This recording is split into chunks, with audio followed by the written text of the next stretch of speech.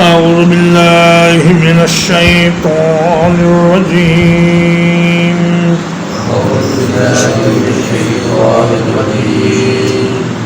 إنما يستأذنك الذين صرف وہی لوگ آپ سے اجازت طلب کرتے ہیں لا يؤمنون بالله واليوم الآخر جو نہیں ایمان لاتے اللہ پر اور آخری دن پر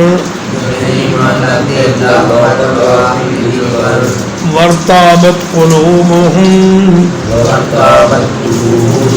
اور شک میں پڑ گئے دل ان کے فهم فی ریبہم یترددون پس وہ اپنے شک میں بھٹکتے پھرتے ہیں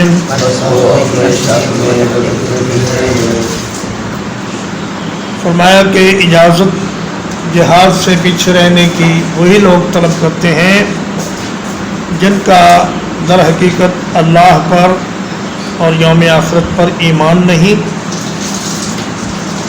بظاہر یہ مسلمان بنے ہوئے ہیں لیکن دل سے بے ایمان ہیں اور ان کو حساب کتاب کا بھی کوئی یقین نہیں، اور وارتابت قلوبہم اور ان کے دل شک میں پڑے ہوئے ہیں۔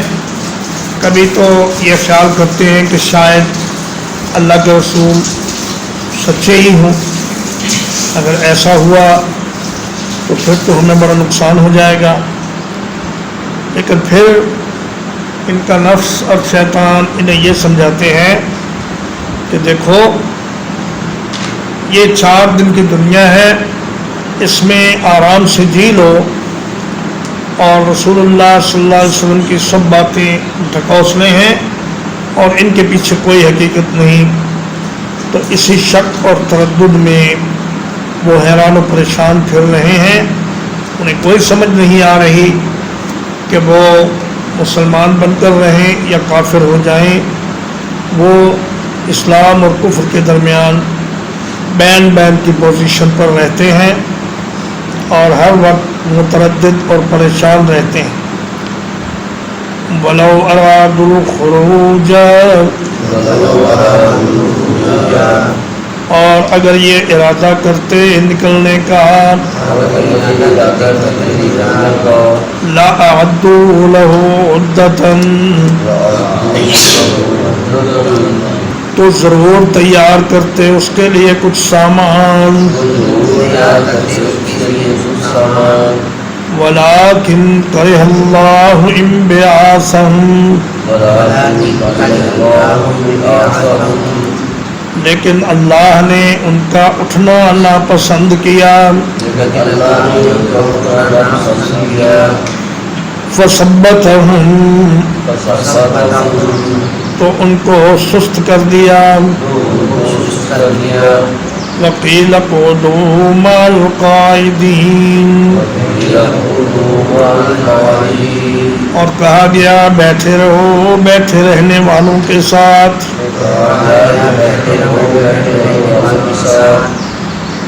فرمایا اگر ان کا منافقین کا جہاد پر نکلنے کا کچھ ارادہ ہوتا تو اس کے لیے کچھ نہ کچھ تیاری ضرور کرتے، یا تو یہ تیراکی سیکھتے، تیر اندازی سیکھتے، شمشیر زنی سیکھتے، گھڑ سواری سیکھتے اور سامان سفر تیار کرتے تبوک کے سفر کے لیے، لیکن ان کا ارادہ نہیں تھا تو اللہ نے بھی ان کا اٹھنا اور جہاد کے لیے جانا ناپسند کیا، فَثَبَّتَهُمْ اور ان کو حرکت سے روک دیا۔ جب کوئی آدمی جہاد پر جانے کا ارادہ رکھتا ہے تو اس کے اعمال اور اس کی فکر اور اس کی تیاری ایک عام آدمی سے مختلف ہوتی ہے، اور وہ اپنی طرف سے بالکل تیار ہوتا ہے، لیکن اچانک کوئی عذر پیش آ جائے تو وہ اللہ کی طرف سے واقعی عذر ہے۔ لیکن جس نے تیاری ہی نہیں کی، وہ کہے جی مجھے فلاں عذر ہے، مجھے فلاں عذر ہے، تو اس کے عذر کا کوئی اعتبار نہیں۔ جیسے کہ کوئی آدمی نماز فجر کی پوری تیاری کر کے سوئے اور پھر اس کی آنکھ نہ کھلے تو وہ معذور ہے، لیکن اگر اس نے کوئی ارادہ ہی نہیں کیا، اٹھنے کی تیاری ہی نہیں کی، الارم ہی نہیں لگایا، تو پھر اس کا کوئی عذر قابل قبول نہیں۔ جہاد کے ایک غزوے میں نبی کریم صلی اللہ علیہ وسلم اور صحابہ کرام رات دیر تک سفر کرتے رہے اور لیٹ سوئے، تو آپ نے حضرت بلال کی ڈیوٹی لگائی کہ اے بلال، آپ نے ہمیں فجر کی نماز پر اٹھانا ہے، لیکن اللہ کا کرنا ایسا ہوا کہ بلال بھی سوئے رہے، اور اس دن پورے اسلامی لشکر نے اور نبی صلی اللہ علیہ وسلم نے سورج نکلنے کے بعد فجر کی نماز ادا کی۔ تو نبی کریم صلی اللہ علیہ وسلم نے فرمایا کہ لیس التفریط فی النوم انما التفریط فی الیقظہ۔ تو میں سوئے ہوئے آدمی کی کوئی کوتاہی نہیں ہوتی، اگر اس کی نیت تھی اٹھنے کی، تیاری بھی تھی، لیکن وہ اٹھ نہیں سکا تو اللہ کے ہاں وہ معذور ہے۔ تو تثبیت کہتے ہیں کسی چیز کو روک دینا، اس کو حرکت نہ کرنے دینا، اس کو سست کر دینا اور اس کو اپنے جگہ پر بیٹھے رہنے کے لیے چھوڑ دینا، یہ ہے ثبتہم کمانا وقیل قعودوا مع القاعدین۔ فرمایا کہ تم لوگ ان معذوروں کے ساتھ، عورتوں اور بچوں اور بیماروں اور اپاہج لوگوں کے ساتھ گھروں میں دبک کر بیٹھے رہو، جو واقعی معذور ہیں اور جہاد پر نہیں جا رہے، تم بھی انہی کے ساتھ بیٹھو، اور جہاد میں اللہ کو تمہارا نکلنا منظور نہیں۔ لو خرجوا فیکم، اگر یہ تمہارے اندر نکلتے، ما زادوکم الا خبالا، تو تمہیں نہ بڑھاتے مگر خرابی میں، ولا اوضعوا خلالکم، اور تمہارے درمیان دوڑ دھوپ کرتے، یبغونکم الفتنہ، تمہارے اندر فتنہ تلاش کرتے، وفیکم سماعون لہم، اور تم میں ان کی بات غور سے سننے والے بھی ہیں، واللہ علیم بالظالمین، اور اللہ تعالیٰ خوب جاننے والا ہے ظالموں کو۔ تو میں یہ اگر نکلتے بھی تو خرابی کے سوا کچھ نہ کرتے، یہ چغل خوری کرتے، مسلمانوں کے درمیان غلط فہمیاں ڈالنے کی کوشش کرتے، یا پھر جھوٹی خبریں پھیلا کر کفر کی طاقت کو بڑھا چڑھا کر بیان کرتے اور مسلمانوں کو بے ہمت اور بے حوصلہ کرنے کی کوشش کرتے۔ فرمایا کہ اللہ نے یہ مناسب سمجھا کہ یہ جہاد میں نہ ہی جائیں۔ اوضعوا، عرب کہتے ہیں اوضع البعیر، اس نے اونٹ کو تیز دوڑایا۔ تو جب گھوڑے کو یا اونٹ کو تیزی سے دوڑایا جائے تو اسے کہتے ہیں اوضاع۔ تو اوضاع کا معنی ہوا کہ یہ دوڑ دھوپ کریں گے اور تمہارے درمیان فتنہ پیدا کرنے کی کوشش کریں گے۔ وفیکم سماعون لہم، اور کچھ ان میں سے، کچھ تم میں ان کے جاسوس بھی ہیں جو تم سے خبریں سن کر کفار تک پہنچاتے ہیں۔ تو بہتر یہ ہے کہ اس قسم کے لوگ جہاد میں نہ جائیں۔ لَقَدِ ابْتَغَوُا الْفِتْنَةَ مِن قَبْلُ یقیناً انہوں نے تلاش کیا فتنہ اس سے پہلے، وَقَلَّبُوا لَكَ الْأُمُورَ، اور آپ کے لیے معاملات کو پلٹایا، حَتَّى جَاءَ الْحَقُّ، یہاں تک کہ حق آ گیا، وَظَهَرَ أَمْرُ اللَّهِ، اور اللہ کا حکم غالب ہو گیا، وَهُمْ كَارِهُونَ، اور وہ ناپسند کر رہے تھے۔ فرمایا اس سے پہلے بھی منافقین کی تاریخ یہی ہے کہ انہوں نے ہمیشہ مسلمانوں کے درمیان فتنہ و فساد پھیلانے کی کوشش کی ہے۔ بنو نذیر کی سزا معاف کرائی، ان کو قتل سے بچایا، بنو قریظہ کو ابھارتے رہے کہ تم لوگ مسلمانوں سے معاہدہ توڑ دو، مسجد زرار بنا کر تخریب کاری کا ایک مرکز مسلمانوں کے خلاف بنا لیا۔ ام المؤمنین سیدہ عائشہ رضی اللہ تعالی عنہ پر تہمت لگائی، اور غزوہ تبوک کی واپسی کے سفر میں تو انہوں نے نبی صلی اللہ علیہ وسلم پر حملے سے بھی گریز نہ کیا۔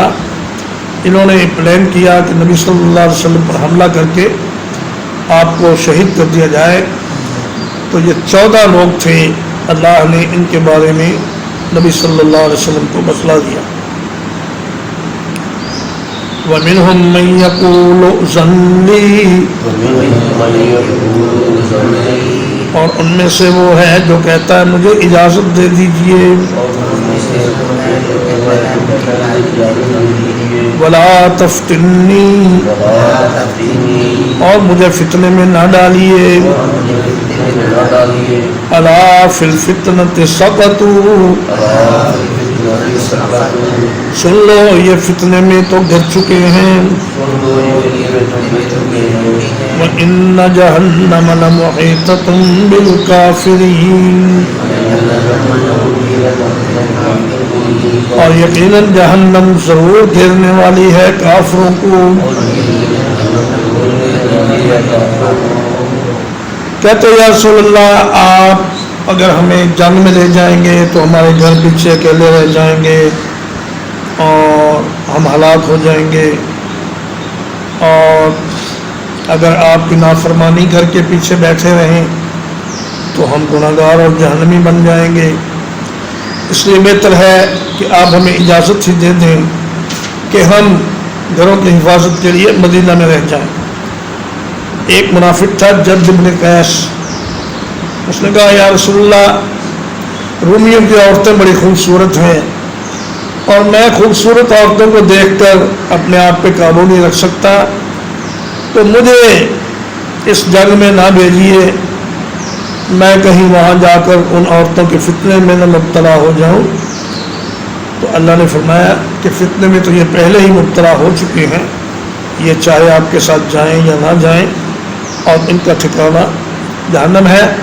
دنیا میں تو یہ عذر بہانے کر کے بچ جائیں گے، لیکن جہنم سے کیسے بچیں گے؟ وہاں تو ان کو ہر حال میں حاضر ہونا پڑے گا۔ ترجمہ اقبال انما یستاذنک الذین، یقیناً آپ سے اجازت وہی لوگ طلب کرتے ہیں لا یؤمنون باللہ، جو اللہ پر ایمان نہیں لاتے، والیوم الآخر، اور آخرت کے دن پر، وارتابت قلوبہم، اور ان کے دل شک میں پڑے ہوئے ہیں، فہم فی ریبہم یترددون، تو وہ اپنے شک میں بھٹک رہے ہیں، ولو ارادوا الخروج، اگر یہ لوگ نکلنے کا ارادہ کرتے، لَأَعَدُّوا لَهُ عُدَّةً، تو ضرور تیار کرتے اس کے لیے کچھ سامان. وَلَٰكِنْ كَرِهَ اللَّهُ بِعَاثَهُمْ، لیکن اللہ نے ان کا اٹھنا ناپسند کیا. فَثَبَّتَهُمْ، تو انہیں سست کر دیا. وَقِيلَ اقْعُدُوا مَعَ الْقَاعِدِينَ، اور کہا گیا کہ بیٹھے رہو بیٹھنے والوں کے ساتھ. لَوْ خَرَجُوا فِيكُمْ، اگر یہ تمہارے ساتھ نکلتے بھی. مَا زَادُوكُمْ إِلَّا خَبَالًا، تو تمہیں خرابی کے سوا کسی چیز میں نہ بڑھاتے. وَلَأَوْضَعُوا خِلَالَكُمْ، اور تمہارے درمیان دوڑ دھوپ کرتے. يَبْغُونَكُمُ الْفِتْنَةَ، تمہارے اندر فتنہ تلاش کرتے. وَفِيكُمْ سَمَّاعُونَ لَهُمْ، اور تم میں ان کے کچھ جاسوس بھی ہیں. وَاللَّهُ عَلِيمٌ بِالظَّالِمِينَ، اور اللہ تعالیٰ خوب جانتا ہے ظالموں کو. لَقَدِ ابْتَغَوُا الْفِتْنَةَ مِنْ قَبْلُ، تحقیق انہوں نے فتنہ تلاش کیا اس سے پہلے بھی. وَقَلَّبُوا لَكَ الْأُمُورَ، اور آپ کے لیے معاملات کو پلٹا دیا. حَتَّى جَاءَ الْحَقُّ، یہاں تک کہ حق آ گیا. وَظَهَرَ أَمْرُ اللَّهِ وَهُمْ كَارِهُونَ، اور اللہ کا حکم غالب ہو گیا حالانکہ وہ ناپسند کرتے تھے. وَمِنْهُمْ مَنْ يَقُولُ ائْذَنْ لِي، اور ان میں سے وہ ہے جو کہتا ہے مجھے اجازت دے دیجئے. وَلَا تَفْتِنِّي، اور مجھے فتنے میں نہ ڈالیے. أَلَا فِي الْفِتْنَةِ سَقَطُوا، سن لو یہ لوگ فتنے میں گر پڑے ہیں. وَإِنَّ جَهَنَّمَ لَمُحِيطَةٌ بِالْكَافِرِينَ، اور یقیناً جہنم ضرور گھیرنے والی ہے کافروں کو. وصلی اللہ علی نبینا محمد وآلہ وصحبہ اجمعین.